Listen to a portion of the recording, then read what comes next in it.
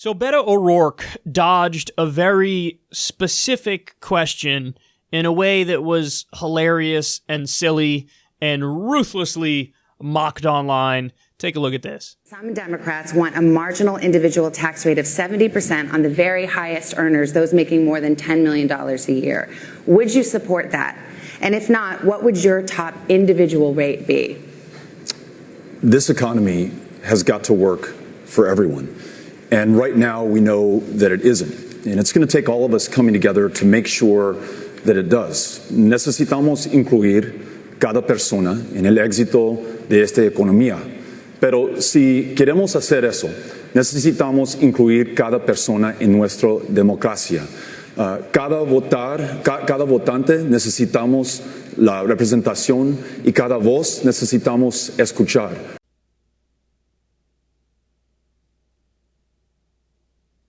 Dude, that was a bad idea, man. That was a bad idea. Everybody on Twitter was like, what are you doing, bro?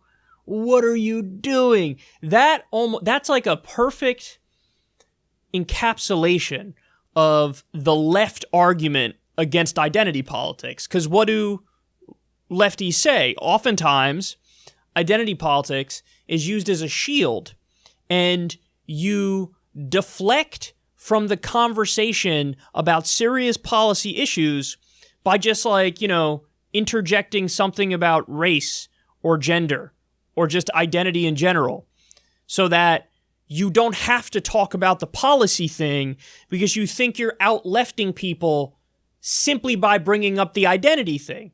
So here, Beto O'Rourke is basically trying to be like, hey, forget about the fact that I didn't answer the question about a 70% top marginal tax rate because I don't want there to be a 70% top marginal tax rate and I don't want to raise taxes on the rich probably at all.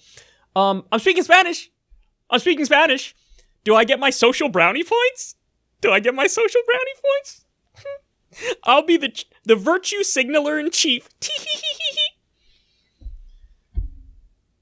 Everybody I saw on Twitter was like, oh, what are you doing, bro? Here's the deal. If you're gonna dodge a question, you have to be artful in how you do it. You can't, hey, should there be a 70% top marginal tax rate? I think this economy, as I do my Obama impression, which is also my Beto O'Rourke impression, the economy has to work for everybody. Estamos.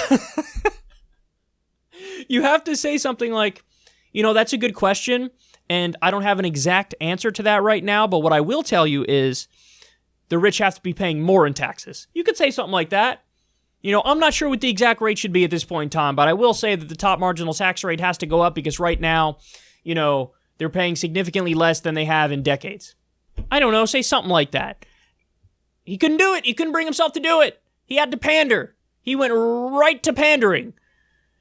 Went right by the question and went right to pandering. Nobody's going to like that, man. Nobody's going to hear that and go, what do you think? People are that incapable of independent thought? Where they'll just be like, I didn't like the answer, but then he started speaking Spanish, so I am totally for this guy. Yeah. Nobody's going to do that, man. Nobody's going to do that. I think this definitely hurt him with more people than it helped him with, and it appeared unanimous on Twitter again that he did the worst of everybody. And then he went on some news show afterwards and said he gives his performance an A.